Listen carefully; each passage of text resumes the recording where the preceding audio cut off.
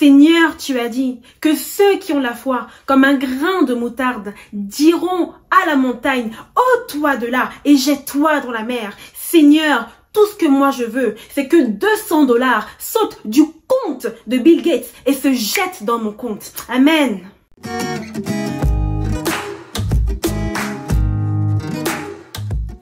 Allô la famille, bienvenue sur ma chaîne. Je suis contente de vous retrouver aujourd'hui pour une nouvelle vidéo dans laquelle on va parler de la prière. Et prière là, non c'est chaud, non il y a beaucoup de choses à dire sur la prière. Je suis contente, je suis excitée. Si tu es excité, tu es content, abonne-toi déjà, like avant même de regarder la vidéo. N'oublie pas de partager la vidéo et commençons. Le petit Robert définit prier comme s'adresser à Dieu par la prière. Et il définit la prière comme un mouvement de l'âme tendant à une communication spirituelle avec Dieu. Donc eux-mêmes ils sont conscients que la prière c'est à voir entre ton âme et Dieu. Donc ce n'est pas un exercice mental, ce n'est pas un rituel, ce n'est pas une méditation, ce n'est pas une récitation, c'est un échange entre Dieu et toi. C'est un échange qui implique ton âme. Donc ton être intérieur même. Et la deuxième partie, c'est la partie de la communication. Donc prier implique forcément rechercher Dieu. Tu sais, quand tu appelles quelqu'un, tu as envie que la personne décroche pour avoir une conversation. Tu ne veux pas tomber sur sa messagerie vocale. À moins que, tu sais qu'il y a des personnes qui bavardent beaucoup, non. Non, il y a des personnes qui, ouais, Seigneur, quand la personne m'appelle souvent, hey, je sais que la conversation est partie pour 1h30. Donc, je ne décroche pas. Et après, j'attends même 2 jours et j'essaye d'appeler au moment où je sais que la personne sera occupée. Donc, la prière dans ta vie de chrétien est donc ce moyen-là de parler, de se faire entendre, de parler à Dieu et en retour d'écouter la réponse de Dieu. Adorer Dieu, connaître sa volonté, lui demander son aide, son secours, prier pour nos besoins, obtenir la victoire dans nos épreuves, exprimer nos désirs, résister à la tentation, être guéri de nos maladies, ressembler à Christ, recevoir plus du feu de Dieu, être accompagné dans notre appel. Il y a un nombre infini de raisons pour lesquelles tu te présenterais devant Dieu dans la prière. Mais parmi elles toutes, les 2 plus importantes d'après moi en fait, c'est premièrement le fait que la prière, il y a à la fois une bénédiction et un commandement. Donc Philippiens 4:6 vous dit, bon, ne vous inquiétez de rien, mais en toute chose, présentez vos besoins à Dieu par la prière. L'impératif, c'est un ordre. Présente tes besoins et ne t'inquiète pas en même temps. Donc tu pries parce que, hey, c'est ce que tu dois faire, mais en même temps, c'est une bénédiction parce que tu vas recevoir quelque chose de bon en retour. Et la deuxième raison est que la prière est un besoin vital pour le chrétien. La Bible dit dans Psaume 145, verset, j'ai envie de dire 18, l'Éternel est près de tous ceux qui l'invoquent, avec sincérité. Donc tu ne peux pas prétendre avoir une relation avec Dieu si tu ne pries pas, parce qu'il est proche de ceux-là qui prient. En fait, c'est personnel, ok? Certains prient à genoux. Personnellement, je ne peux pas rester à genoux longtemps, j'ai mal aux genoux. Certains prient assis, je prie habituellement assise. Certains prient debout, si je suis à l'église, habituellement je prie debout. Je ne prie pas couché, à moins que ce soit vraiment genre, Seigneur Jésus, merci pour la journée, alléluia, amen, bonne nuit, tu sais. Mais prendre un temps de prière, donc je sais que ça c'est mon temps de prière mis à part et le faire coucher, si je suis physiquement capable de ne pas adopter cette position couchée, je ne l'adopterai pas. Parce que je pense que ça va me faire dormir, donc je ne serai pas concentrée. Des fois aussi par révérence. Des fois j'ai l'impression que je suis quand même dans la présence du roi des rois. Donc bon, être allongée, ça me fait un peu bizarre, tu sais, mais ça c'est moi. C'est qui nous amène au lieu. Tu peux prier n'importe où, hein. Tu pries dans ta chambre, pries dans ton placard, comme dans War Room, tu pries au salon, tu pries dans le métro, tu pries aux toilettes. Pardon, où tu es, prie seulement. La forme de la prière. Alors, honnêtement là, si tu veux prier à haute voix en criant comme moi je suis en train de crier, je sais pas pourquoi je suis en train de crier dans cette vidéo, mais j'ai l'impression que je suis en train de crier. Tu veux prier dans ton cœur. Tu peux faire une prière formelle ou informelle. Des fois, on s'embrouille à se dire que la prière doit être la plus éloquente possible. Je dois au moins citer 6 versets dans ma prière, les psaumes, tout ça. Je dois montrer que ma connaissance au Seigneur, tu as dit dans 1 Jean 2, verset 18. Non, c'est pas nécessaire. Et la prière peut être privée ou publique. Alors, quand il en vient à la méthode, il n'y a pas de formule de prière spéciale. Tu sais, Tu veux prier, lève-toi, ouvre ta bouche et parle à Dieu. Mais quand même, ce qui pourrait être une piste pour nous aider en fait à savoir comment prier pour ceux qui ont vraiment l'impression que ça leur prend quand même d'avoir une petite ligne ou de savoir où se diriger, on a la prière que Jésus lui-même a montré à ses disciples. Donc dans Matthieu 6, ils ont demandé à Jésus comment est-ce qu'on prie, et c'est là que Jésus leur a dit quand vous priez, et il a donné la fameuse prière du Notre Père que j'aimerais bien qu'on décompose ensemble aujourd'hui. Alors premièrement, je ne pense pas que quand Jésus nous a donné la prière de Notre Père, c'était pour que, voilà, ce soit notre prière à tout jamais, à toute vie. Moi, je pense que tu peux la faire. Tu sais, ça fait très longtemps que j'ai pas fait le Notre Père. Mais tu peux faire ton Notre Père de temps en temps. Ça ne te fait pas de mal pour autant que ton cœur y est. Parce que j'ai dit tout à l'heure que la prière, c'est un mouvement de l'âme. Ce n'est pas une récitation. Donc, si tu pries ton Notre Père et que ton cœur croit vraiment chacune de ces paroles et que c'est vraiment ton désir, c'est vraiment ce cœur-là que tu es en train de présenter à Dieu, il n'y a absolument aucun problème. Mais pour ceux-là qui veulent aller au-delà de ça et vraiment créer une relation intime avec Dieu, parce que ce serait bien d'emplate que tu aies une relation avec un ami ou une amie et chaque fois que l'ami t'appelle, elle te lance un message enregistré. T'aimerais pas ça, tu sais. Décomposons la prière. Notre Père qui est aux cieux. Jésus veut que tu approches Dieu comme étant un papa. Ok, des fois ce n'est pas facile si on n'a pas eu de bon papa. Un papa, c'est quelqu'un qui prend soin de toi. Un papa, c'est quelqu'un qui te protège. Un papa, c'est quelqu'un qui veut le meilleur pour toi en fait. Et donc Jésus veut déjà que dès la base de ta relation avec Dieu, tu puisses le voir et l'approcher comme un père. Que ton nom soit sanctifié.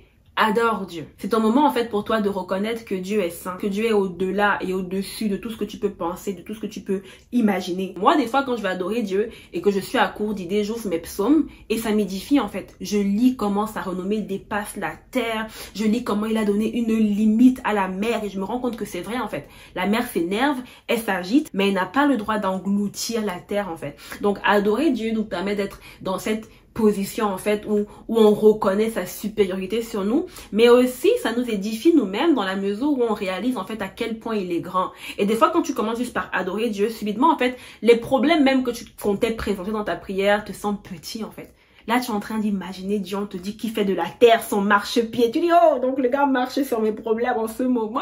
Que ton règne vienne, que ta volonté soit faite sur la terre comme au ciel. Recherche la volonté de Dieu.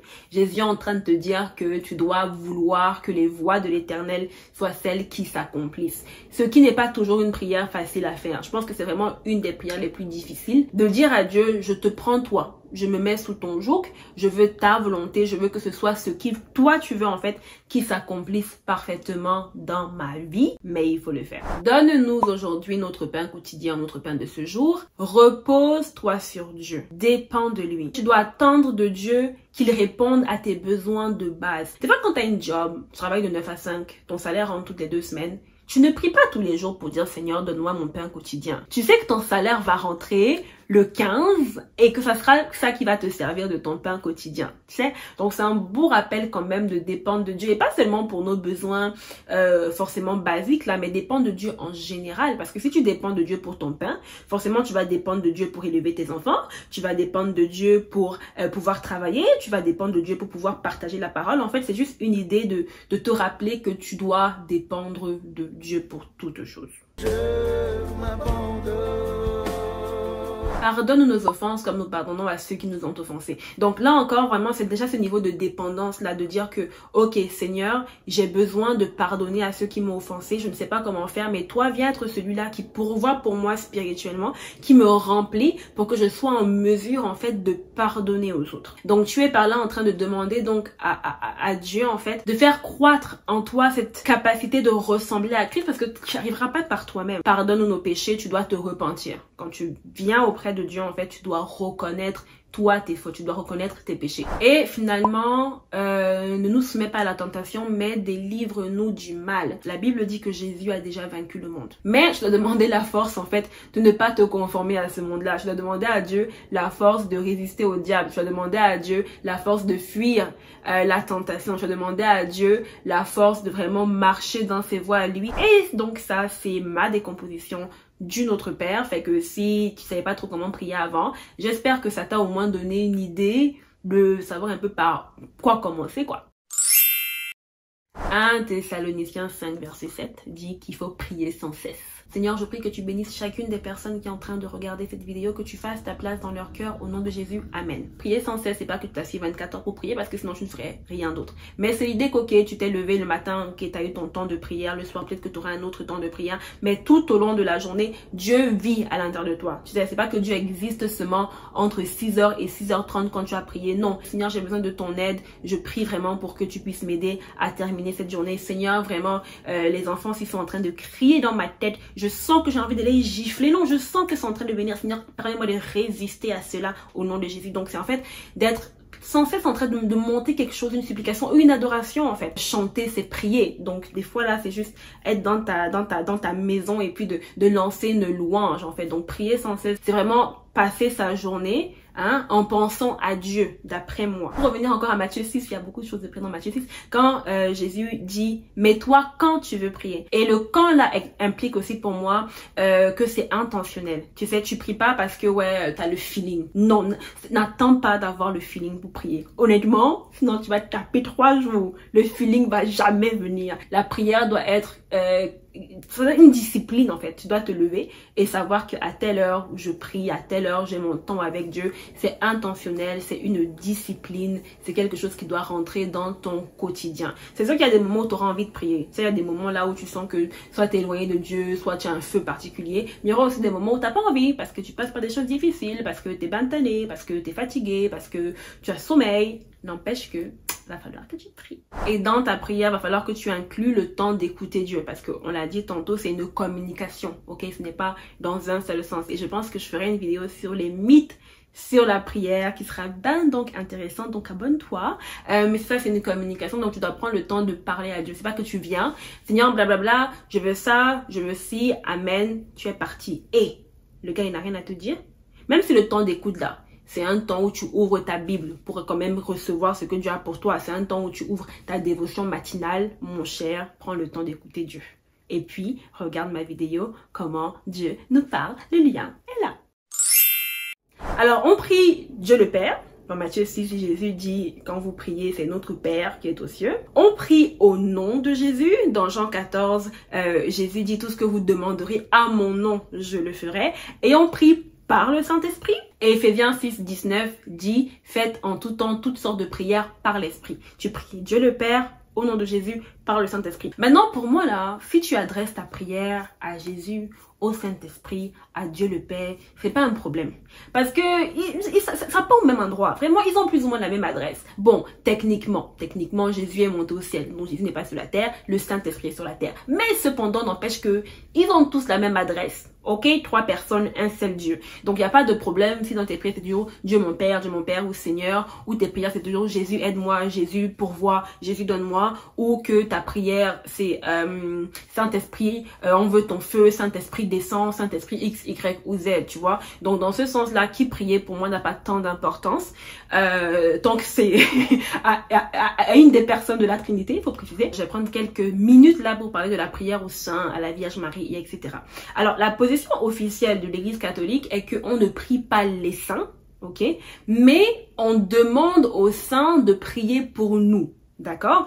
Ce que concrètement, en fait, c'est pas ce que les gens font dans la vraie vie. Dans la vraie vie, là, ils prient les saints Matthieu, ils prient les Vierges Marie. Et l'Église catholique le sait très bien et je ne les vois pas en train d'essayer de faire une différence entre les deux. Ce que l'Église catholique dit, c'est que un saint mort, ok, peut prier pour toi au même titre que quelqu'un qui est vivant. Mais même le fait de demander à des saints, à des morts, parce qu'honnêtement, c'est parce que je les appelle saints qu'ils ressuscitent, là ils sont morts. Le fait de demander à des morts de prier pour toi, même ça, ce n'est pas biblique. Même si tu me dis que, ok, je ne prie pas Saint Joseph, mais je demande à Saint Joseph d'intercéder pour moi, ça n'a pas ses bases dans la parole de Dieu. Ecclésiaste 5, verset 9 dit que les vivants savent qu'ils mourront, mais les morts ne savent rien. Le gars, ça dit qu'il ne sait rien. Saint Joseph là, il ne sait pas où il est. Il ne sait pas ce qu'il va manger, ce soir aussi même doit manger. Donc ça dit que lui-même là, il s'en sort pas. Il va prier pour toi comment? Il a d'abord fini de prier pour lui. T'as dit qu'il ne s'en sort pas. 1 Timothée 2,5 nous rappelle qu'il y a un seul médiateur entre Dieu et les hommes et c'est Christ. Ça veut dire que même si tu viens me voir moi, Samantha, pour prier pour toi, oui, je prie pour toi, mais je passe par le même processus par lequel je suis passée en fait. C'est que ma prière va là-bas chez Jésus et puis Jésus porte ça et puis j'amène ça où c'est supposé aller, tu vois. Donc même comme moi je prie pour toi, ça ne me donne pas un accès différent de l'accès que toi tu as déjà. Pourtant l'idée en fait de la prière des morts, je sais pas, c'est que et peut-être qu'ils sont au ciel ou bien ils sont proches de Jésus, sans son nourrir en train de lui parler, ce qui n'est pas le cas. Et dans cette parole dans 1 Timothée n'est que la reprise des paroles de Jésus lui-même dans Jean 14 quand il déclare qu'il est le chemin, donc il n'y en a qu'un seul, nul ne peut arriver au Père si ce n'est par lui en fait. Donc c'est même l'idée que, supposons même pour une raison ou pour une autre que ces saints-là sont morts et puis ils sont ressuscités et puis ils sont assis là-bas quelque part, à la gauche peut-être du Père parce que Jésus est à la droite du Père, je ne sais pas. Pourquoi est-ce que, ou alors qui est-ce que Dieu écouterait plus que son fils en fait? En fait, c'est comme si moi, j'ai le numéro de Justin Trudeau. Donc j'ai une relation avec le Premier ministre, je sais où il est, je sais comment il habite, j'ai son numéro. Mais plutôt que de l'appeler, je vais appeler sa fille pour dire que ouais, pardon, est-ce que tu peux pas dire à ton père? Mais j'ai le numéro du père. Je fais quoi avec le numéro de l'enfant? Non, on a qu'à se respecter. Hein. Alors voilà, j'espère que la vidéo t'a édifié, j'espère que ça a répondu à certaines questions sur la prière. Je sais qu'il y a énormément de questions encore parce que j'en ai reçu. C'est pour ça que je ferai une vidéo sur les mythes sur la prière, les choses qu'on croit à tort, les choses qu'on devrait croire et qu'on ne croit pas. Je ne sais pas encore quand est-ce que je vais la faire, donc je vous donne pas de date.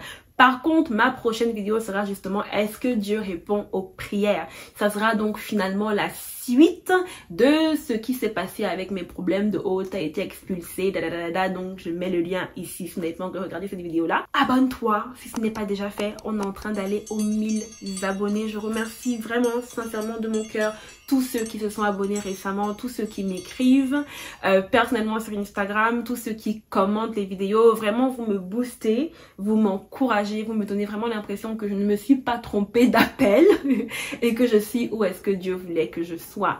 Alors clique la cloche de notification pour savoir quand est-ce que je vais sortir ma nouvelle vidéo et n'absolument rien manquer. Suis-moi sur Instagram, c'est @SamanthaTom et en tout temps, rappelle-toi que c'est ta responsabilité de veiller sur ton cœur.